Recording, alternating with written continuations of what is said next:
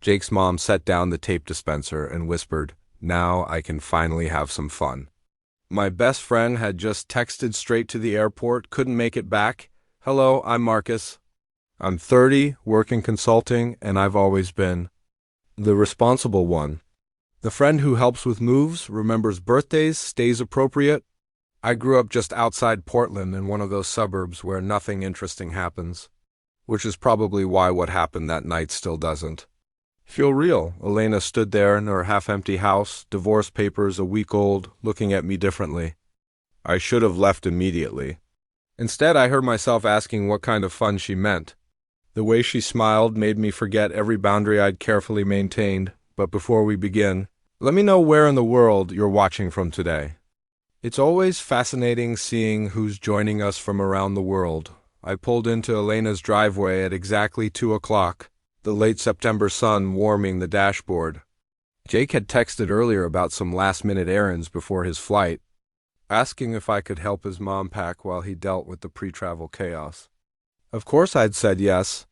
You don't say no when your best friend asks for help, especially not when he's moving halfway around the world. Elena opened the door before I reached it, greeting me with a smile that seemed lighter than I remembered from previous visits. "Marcus, thank you for coming." She stepped back to let me in, and I noticed how she moved with an unconscious grace, like a dancer who never quite forgot her training. "Jake's running errands, but he'll be here later." "Happy to help," I said, following her into the living room where cardboard boxes were stacked in neat rows. The house felt different, half-empty spaces where furniture used to be, bare patches on walls where photos had hung. It struck me how 20 years of life could be reduced to labeled boxes and empty corners. My phone buzzed Jake updating about traffic. I showed Elena the message and she nodded, reaching for another box. "The timing's tight, but he'll make it. He's good at cutting things close." We fell into an easy rhythm, working through rooms methodically. Elena had a system: photos in one box, books in another, carefully wrapped keepsakes in a third. I handled the heavy lifting while she sorted and organized, her movements precise and purposeful. Every now and then she'd pause to tell a story about something we found, her voice warm with memory. "Singapore," she said, carefully wrapping a framed photo of Jake's high school graduation. "I never imagined he'd go so far, but I'm so proud of him. The job starts Monday. It's perfect for him." I'd known Elena for years through Jake, but something felt different today. Maybe it was seeing her in this transition moment, or knowing she'd just signed her divorce papers the week before. At 42, she seemed to be rediscovering herself, shedding layers of who she'd been expected to be. "Oh, wait, look at this." She laughed, pulling out an old photo album. She sat cross-legged on the floor, patting the space beside her. The album was filled with pictures of Jake growing up, birthday parties, soccer games, family vacations. "This was his superhero phase," she said, pointing to a photo of 6-year-old Jake in a cape. "He wore that costume for 2 weeks straight." I smiled at the pictures, but found myself watching Elena more than the photos, the way her dark hair fell forward when she leaned over the album, how her eyes crinkled at the corners when she laughed. The afternoon light through the windows cast soft shadows across her face, and I noticed a small tattoo peeking out from beneath her sleeve when she reached to turn a page. Jake's texts kept coming, updating us on his progress through increasingly bad traffic. Elena checked her phone, her expression shifting slightly. "We should probably start wrapping up soon," she said, closing the album. "Jake needs proper time to say goodbye before heading to the airport." I stood gathering empty boxes to break down for recycling. "Of course, we got a lot done today." That's when Elena's phone buzzed again. She read the message, and something in her posture changed. "Oh," she said softly, then looked up at me. "He went straight to the airport. The traffic was worse then," he thought. I watched Elena's expression change as she read Jake's message. Her fingers tightened around her phone, and the tape dispenser she'd been holding clattered quietly onto the coffee table. The sound seemed too loud in the sudden stillness of the room. "He's not," she began, then cleared her throat. "He went straight to the airport. The traffic was that bad." Her voice held steady, but I caught the slight tremor in her hands as she set her phone down. I should probably go, I offered, already reaching for my jacket. Give you some space to process? The last thing she needed was her son's friend hanging around while she dealt with this. Unexpected goodbye -WS in single quotes D. Elena looked up at me then, and I couldn't read her expression. Something had shifted in her eyes, a warmth I hadn't noticed. She said, her voice dropping to a lower register that made me pause. Now I can finally have some fun. The words hung between us like smoke, impossible to grab, but changing the air all the same. I stood there, jacket half on, trying to decode her meaning. Was she talking about being able to organize without rushing, or something else entirely? The uncertainty made me hyper-aware of every small detail, the fading daylight outside, the way her university sweatshirt had slipped slightly off one shoulder, the quiet of the half-packed house around us. She continued, and I realized, I've been silent too long. We don't have to rush through everything now. We could actually eat a proper meal instead of working through dinner. She smiled, and the tension in my shoulders eased slightly. We've been packing all day. We should order something. I let my jacket slip back off, oddly relieved by the clarification, but still processing the shift in atmosphere. Elena seemed different now that Jake's return wasn't looming over us, more relaxed, more present, like she was fully inhabiting her space rather than preparing to surrender it to memory. Thai? She suggested, already reaching for her phone again. There's this great place that delivers. Their pad thai is incredible. Her fingers hovered over the screen, waiting for my response. I found myself nodding before I'd fully decided if I should stay. Part of me wondered if this was appropriate, having dinner with my best friend's mom on the night he left for Singapore. But Elena was already pulling up the menu, the blue light from her phone screen casting soft shadows on her face. They have these spring rolls that Jake always says are better than the ones he had in Thailand, she said, then caught herself. A small pause, a slight shake of her head. Had the ones he had in Thailand. I moved closer, peering at the menu, over her shoulder. Her perfume was subtle, something warm and slightly spicy that reminded me of autumn. Spring rolls sound perfect, I said, carefully maintaining enough distance that we weren't quite touching. And you're right, we should. Eat properly, it's been a long day. And it's not over yet, Elena replied, glancing around at the remaining boxes. Though I suppose none of this is urgent anymore. She looked back at me, and for a moment I saw all the complicated emotions playing across her face, sadness about Jake, relief at being able to slow down, and something else I couldn't quite name. She tapped her phone screen, scrolling through options. Pick whatever you want. After all this packing, we've earned it.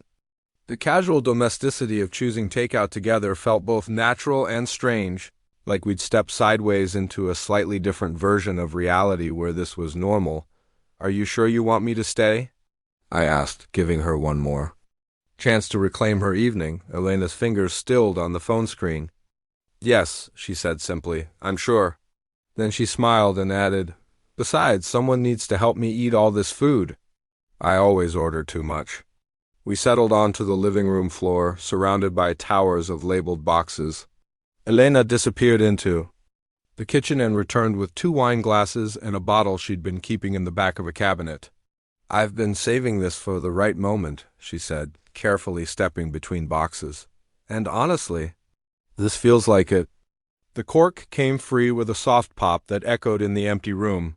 The takeout containers made an impromptu feast on the floor between us. Elena had spread out an old blanket she'd found, creating a kind of picnic space in the chaos. The wine was rich and smooth, something Italian that probably cost more than I wanted to know. You know what Jake never told you? Elena said suddenly, swirling the wine in her glass. I used to paint. Actually, I was pretty good at it. She laughed softly. I had these art classes I loved right before I got married. There was this whole series one was working on, inspired by a trip I wanted to take to Morocco. What happened to the paintings? I asked, watching her expression shift in the fading light. Packed them away. The classes conflicted with dinner parties, gallery openings, all the things a good corporate wife was supposed to attend. She took a sip of wine. Morocco never happened either. It's funny how you can sleepwalk through an entire decade, isn't it? Just float through someone else's version of your life. Her words hit closer to home than I expected. I'd turned down a promotion last month, I found myself saying. Everyone thought I was crazy. Higher salary, corner office, the whole deal. But it wasn't what you wanted, Elena said. It wasn't a question. No, I mean, it was what I was supposed to want, like how Sarah was who I was supposed to want. The breakup was still fresh enough to sting, but talking about it here, with Elena, somehow felt easier. Sarah?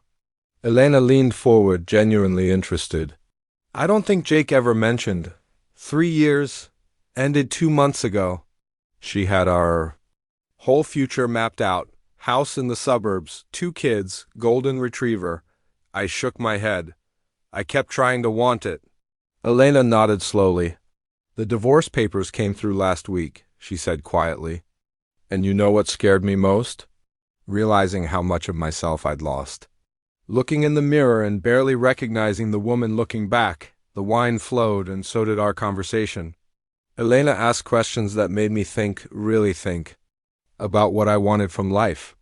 Not the sanitized version I usually gave at family dinners, but the honest truth. I found myself telling her about the travel photography blog I'd started in secret, about wanting to capture stories instead of climbing corporate ladders. It struck me that this was probably the longest, real conversation we'd ever had, all those years of knowing her through Jake, and I'd never known about her art, her dreams of Morocco, the quiet rebellion building behind her smile. It's strange, she said, reaching for the wine bottle. How you can know someone for years without really knowing them at all? She rose to pour more wine, but the movement was a bit unsteady. Her hand found my shoulder for balance, warm through my shirt. The touch lingered a moment longer than necessary, and I felt the weight of it even after she sat back down. Sorry, she said, but she was smiling. These boxes keep shifting the floor under me, or maybe it's the wine. I watched her tuck a strand of dark hair behind her ear, noticed how the last of the daylight caught the silver at her temples. It was strange how comfortable this felt, sitting on the floor of her half-packed house, sharing wine and truths we'd both kept hidden. Her fingers stayed on my shoulder a heartbeat too long, the warmth of her touch lingering even after she settled back down. I noticed she'd positioned herself closer than before, close enough that I could catch the faint scent of her shampoo, something subtle and herbal that made me think of summer gardens. The space between us felt different now, charged with something I couldn't quite name. The empty room seemed to have shrunk, the towers of boxes creating a private world where normal boundaries felt less certain. The wine had softened the edges of the evening, but not enough to blur the reality of what was shifting between us. You know, Elena said, her voice thoughtful as she traced the rim of her wine glass, Jake always described you as the responsible one, the steady friend who kept everyone grounded when they got too wild. She looked up at me through her lashes. But I'm starting to think you might surprise people, that there's more beneath that careful surface than you let on. Her words caught me off guard. I felt exposed, seen in a way that was both thrilling and unsettling. It was like she'd peeled back a layer I usually kept firmly in place. What makes? You think that? Elena's smile was knowing, almost playful. Well, let's see. There's the way you turned down that promotion everyone thought you should want. She took another sip of wine, her eyes never leaving mine. And here you are on a Saturday night, helping your friend's mom pack boxes instead of outliving your life. The responsible thing would be to keep everything nice and simple, wouldn't it? She set her glass down deliberately.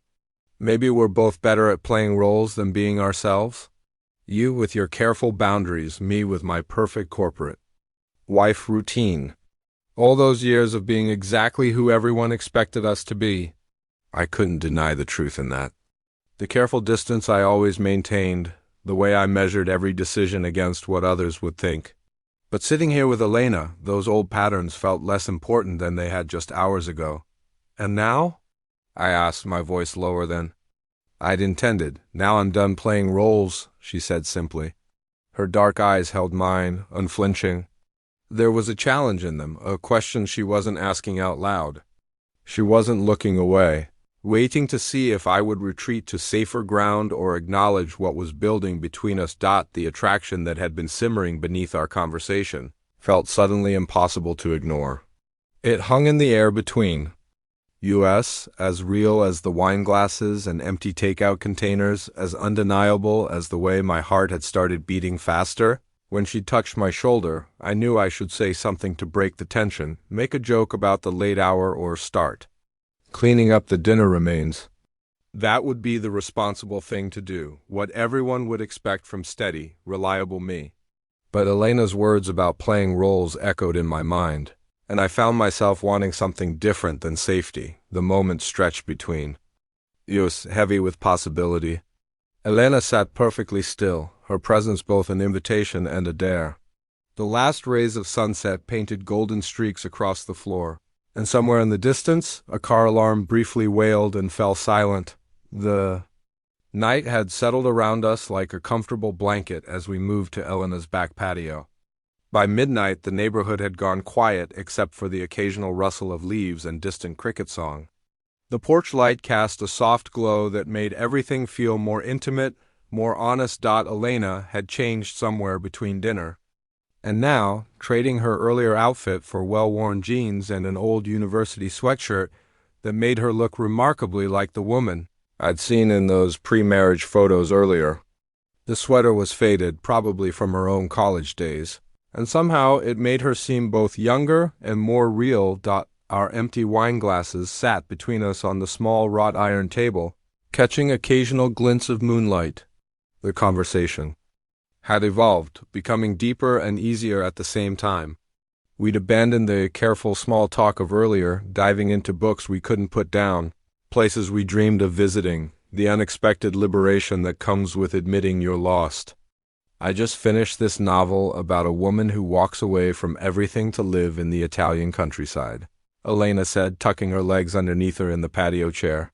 5 years ago, I would have called it irresponsible. Now I find myself thinking about it at 3 a.m, wondering if she had the right idea. I hadn't felt this understood in months, maybe longer. There was something freeing about sitting here in the dark, sharing thoughts that usually stayed buried. I get that. Sometimes I think about just driving until I hit the coast, seeing what happens next. Since the divorce, Elena confided, her voice softening, I've been sleeping better than I have in years. I wake up and that weight is just gone, that constant pressure of pretending everything was fine. She paused, considering her words. It's like I can finally breathe. I think that's why I ended things with Sarah, I found myself saying. I could see us heading toward a marriage like my parents, all careful politeness and separate lives under one roof. It felt braver to stop it before we got there. Elena nodded slowly. Brave is exactly the right word. Everyone acts like staying is always the stronger choice, but sometimes leaving takes more courage. We were sharing things we probably wouldn't have in daylight, protected by the darkness and the late hour. The temperature had dropped steadily since sunset, and I noticed Elena shiver slightly in the cool night air. She'd wrapped her arms around herself, but the old sweatshirt wasn't quite enough against the chill. I should get you something warmer, I said, starting to stand. The metal chair scraped slightly against the concrete. I'm fine, really, Elena protested, but her slight shiver betrayed her. The night had turned cooler than either of us had expected when we'd first stepped outside. My jacket would help, I suggested, already shrugging it off. It was a simple bomber jacket, nothing special, but it would be warmer than her sweatshirt. At least until we head back inside. Elena didn't argue this time, watching me with an expression I couldn't quite read in the dim light. The moment felt weighted somehow, like we were both aware that offering my jacket wasn't just about the temperature. But neither of us mentioned it, letting the gesture hang in the space between us, adding another layer to the intimacy we'd been building all evening. I stood behind Elena's chair, carefully draping my jacket over her shoulders. The fabric settled. With a soft whisper, and as I moved to adjust the collar, she tilted her head slightly to help. That small movement brought our faces unexpectedly close, close enough that I could see the faint silver traces in her dark hair catching the porch light. The scent of her perfume mingled with traces of paint thinner from our earlier packing, creating something uniquely intimate. Something that would forever remind me of this moment, this night, this choice hanging in the balance. I should have stepped back immediately. That would have been the smart thing to do. Instead, I found myself frozen, my hands still resting lightly on the jacket's collar, hardly daring to breathe. Elena didn't pull away either. Do you know those moments that stretch like honey, where every detail burns itself into your memory? This was one of those. The soft glow of the porch light cast gentle shadows across her face, making everything feel dreamlike and more intense at the same time. I could hear the distant hum of a neighbor's air conditioning unit, the rustle of leaves in the light breeze, the sound of Elena's breath catching slightly. "This is probably not smart," she whispered, but she remained perfectly still, her eyes meeting mine with an openness that made my heart race. The words themselves suggested hesitation, but her tone held something else, possibility, maybe, or permission. "Definitely not smart," I agreed, equally quiet, equally motionless. My hands hadn't moved from her shoulders, and I could feel the warmth of her even through the jacket. We were suspended in this strange space between what we should do and what we wanted to do, between the safe boundaries of friendship and something far more dangerous. The porch light cast long shadows across the patio, creating an intimate pocket of warmth that seemed to exist outside of normal time and rules. I became hyper-aware of every small detail, the way Elena's breath hitched slightly when I shifted my weight, how her eyes dropped briefly to my mouth before meeting my gaze again. The rest of the world had fallen away, leaving just this moment, this choice. This woman who had somehow transformed from my best friend's mom into simply Elena over the course of one evening. "What are we doing?" Elena asked softly, but it wasn't really a question seeking an answer. It was more like she was giving voice to the tension that had been building between us all evening, acknowledging that something had shifted fundamentally in how we saw each other. "I honestly don't know," I admitted, matching her quiet tone. And I didn't. This was uncharted territory in every possible way. Everything I thought I knew about myself, about relationships, about boundaries, seemed to have dissolved in the face of this unexpected connection. Elena took a shallow breath. "I haven't felt this kind of pull towards someone in years," she confessed, then added even more softly, "Maybe ever." The words hung between us, making everything real in a way it hadn't been before. We couldn't pretend this was just wine and late-night conversation anymore.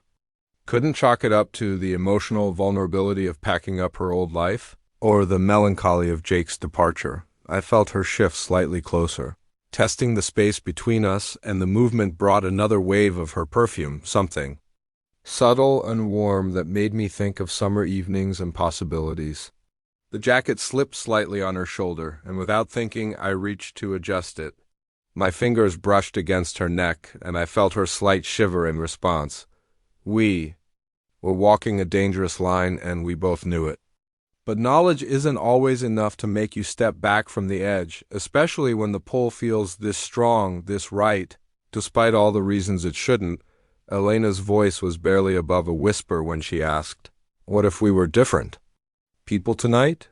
Just tonight?" The question drifted between us like smoke, impossible to grasp, but impossible to ignore. Her dark eyes held mine, patient but intense. Waiting for an answer I wasn't sure I had the courage to give. My thoughts scattered like startled birds. Jake's face flashed through my mind, my best friend, trusting me to help his mother pack. Never imagining this scenario. I thought about boundaries, about tomorrow morning, about all the ways this could complicate everything. The wine had worn off enough that I couldn't blame it for these thoughts, this pull toward her. Elena must have read something in my hesitation, because she started to pull back slightly, her shoulders tensing under my jacket.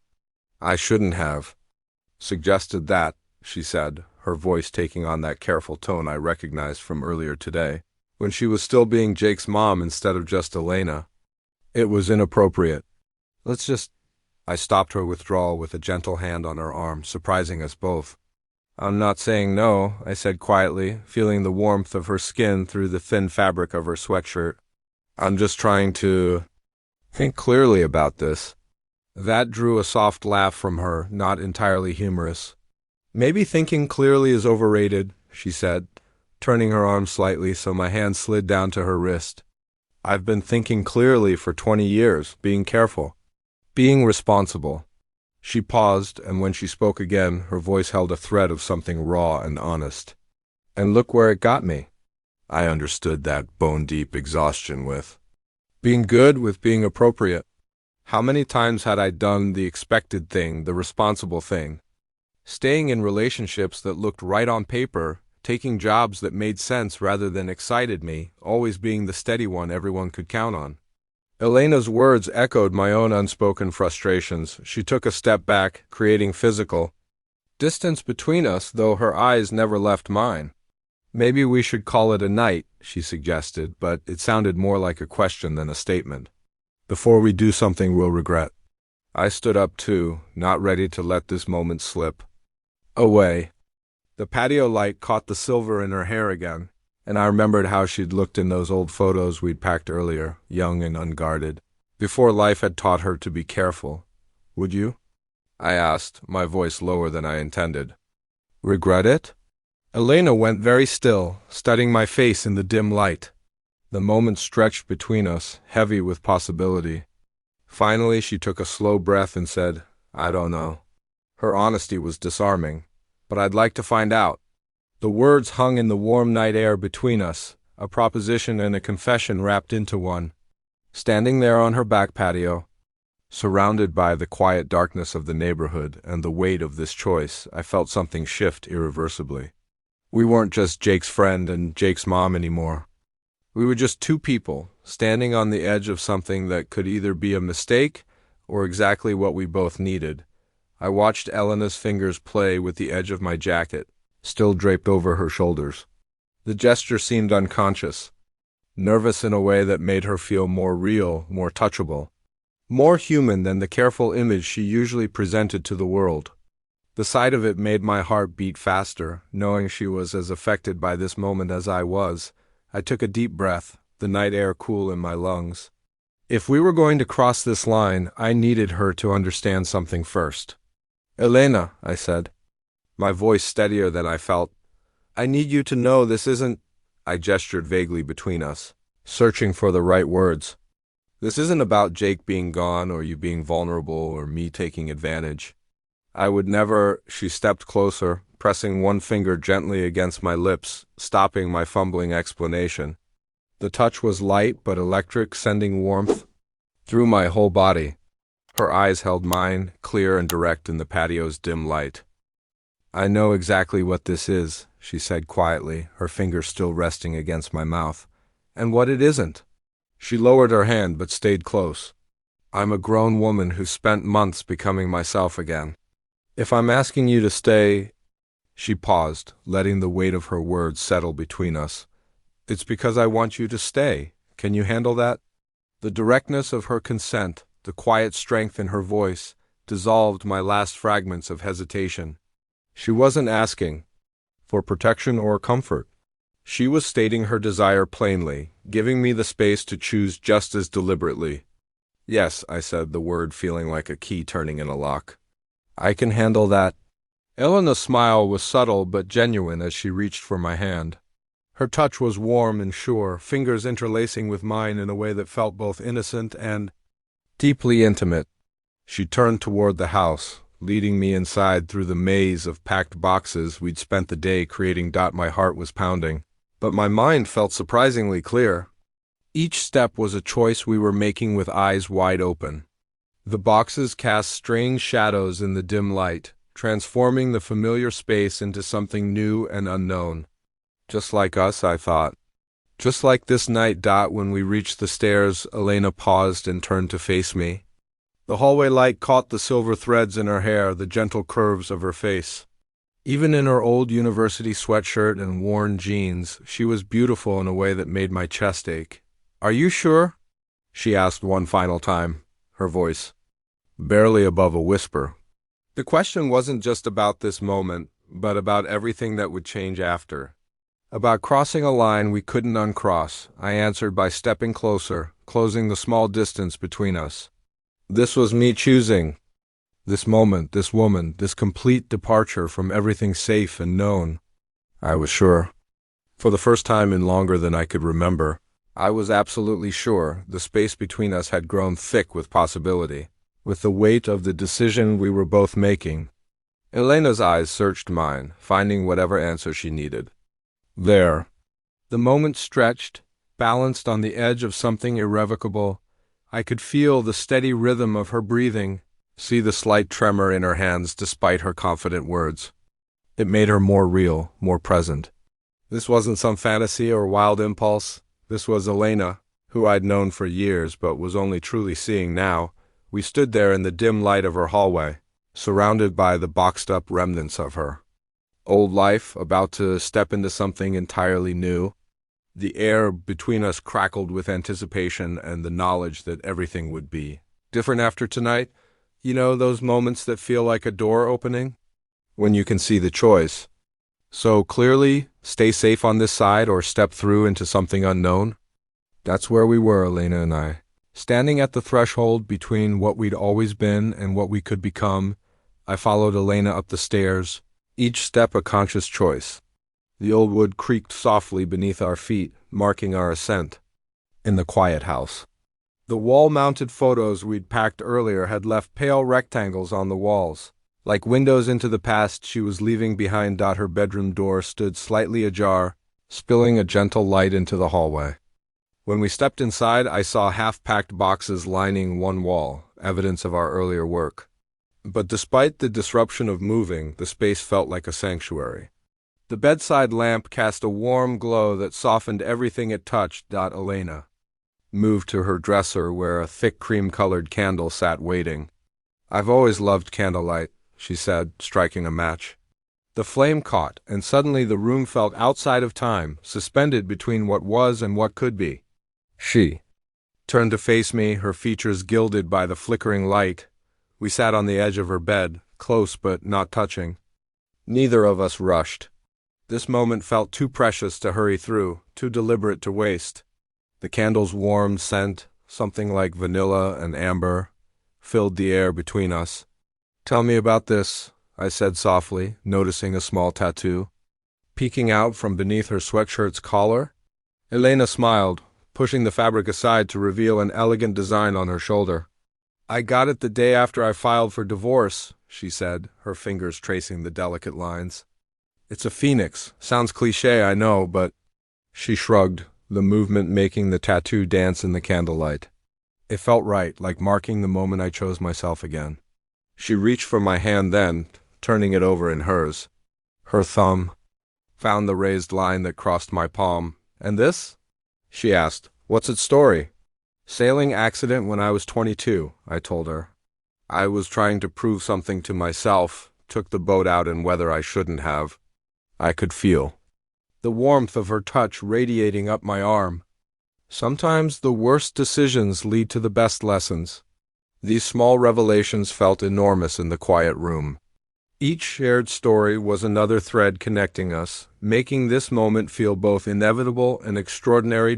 When Elena leaned in to kiss me, it carried the weight of everything we'd shared tonight, all our confessions, our mutual recognition of this leap we were taking. Her lips were soft, unhurried. I cradled her face in my hands, memorizing the feeling of her skin. Against my palms. This was different from anything I'd experienced before. There was an intentionality to every touch, every breath. We weren't falling into this blindly. We were choosing it, choosing each other, with clear eyes and full awareness. I haven't felt this present in my own body in years, Elena whispered, against my neck. Like I'm actually here, actually feeling everything. Her words resonated with something deep inside me. I knew exactly what she meant, this hyper-awareness of every sensation. Every point of contact between us. We moved together with careful attention, each touch a question and answer. When I helped her out of her sweatshirt, it was with reverence, for the trust she was showing.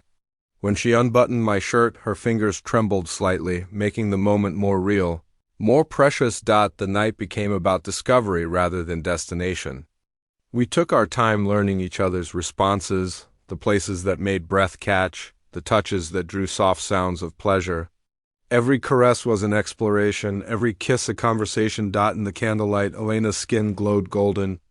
The shadows played across her face as she moved above me, her dark hair falling forward like a curtain. I reached up to brush it back, wanting to see her eyes, wanting to stay connected to this moment. "Stay with me," she whispered, though I wasn't sure if she meant just for tonight or for something longer. Maybe it didn't matter. Maybe what mattered was this present moment, this choice we were making to be fully ourselves with each other. The candle burned lower, casting dancing shadows on the walls. Outside, the world continued its ordinary rhythm, but in here, we'd created our own time, our own space where nothing existed except this gradual, beautiful unfolding between us. Hours slipped away like water through our fingers. We created our own measure of time, marked not by minutes but by discoveries. Between kisses, Elena told me about the summer she spent in Florence before college. I shared stories about the month I lived in my car after graduation, searching for something I couldn't name when I accidentally knocked over the water glass reaching for her. Our laughter broke the quiet spell. Water dripped onto the hardwood floor, and Elena pressed her face against my shoulder, her body shaking with mirth. "At least it wasn't the wine," she whispered, and somehow that struck us both as hilarious. I learned she was ticklish just below her ribs, that she hummed unconsciously when content, a soft, melodic sound that made my heart squeeze.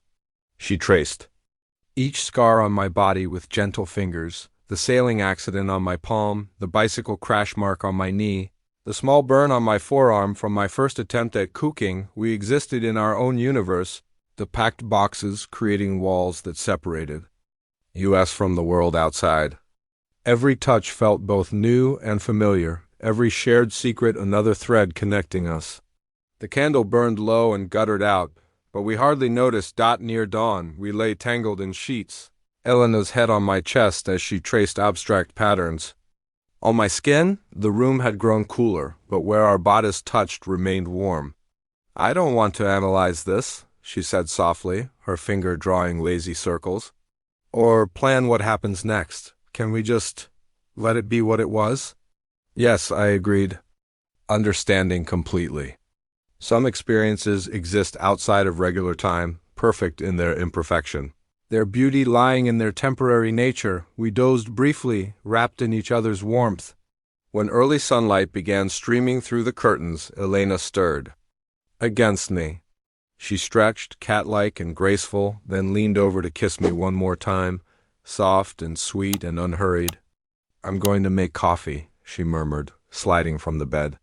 I watched as she pulled on a silk robe we'd unpacked just yesterday, the fabric catching the morning light. She looked different, not younger exactly, but more vibrant, more essentially herself.